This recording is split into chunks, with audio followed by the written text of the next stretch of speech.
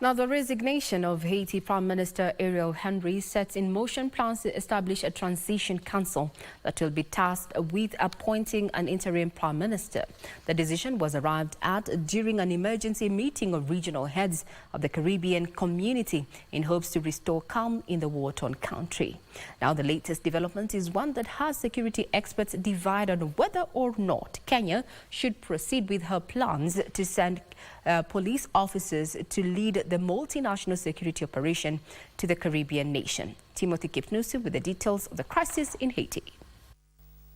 Henry, who had been holed up in the U.S. territory of Puerto Rico after violence escalated following the signing of a reciprocal agreement with Kenya, opted to step down, setting the stage of the establishment of a transition presidential council. We acknowledge the resignation of Prime Minister Ariel upon the establishment of a transitional presidential council.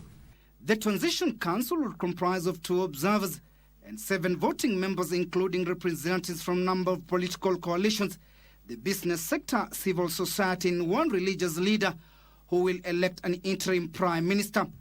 In relinquishing his seat, the PM thanked the people of Haiti and called for peace.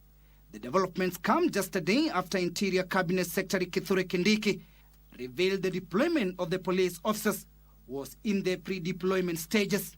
Kenyan police officers will be just part of the multinational security mission in Haiti. Kenya is the lead nation, but there are so many other countries that have pledged to contribute troops. And this came from the mandate of the United Nations Security Council. So it's part of our international obligation. The unfolding events have piqued the interest of security experts who are divided on whether Kenya should abort its mission or continue. And we know that they said if Kenyan forces step in Haiti, they will do something different, what we don't expect.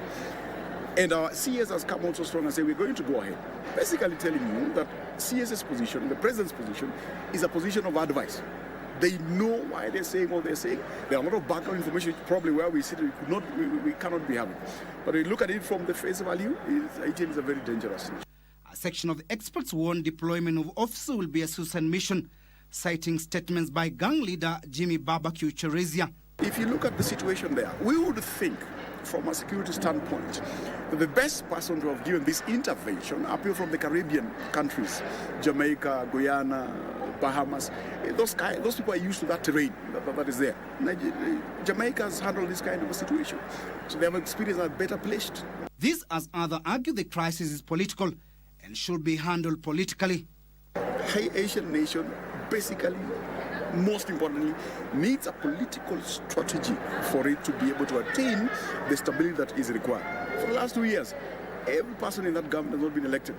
You hear the Prime Minister being called de facto Prime Minister. No election has been done. Probably this could be the things that are triggering this levels of violence and so many other breakdowns in social defenses of that nation. And many other things could be. Haiti has lacked elected representatives since early 2023, and its next election will be in the first since 2016. Timothy Kipnusu for Prime Edition.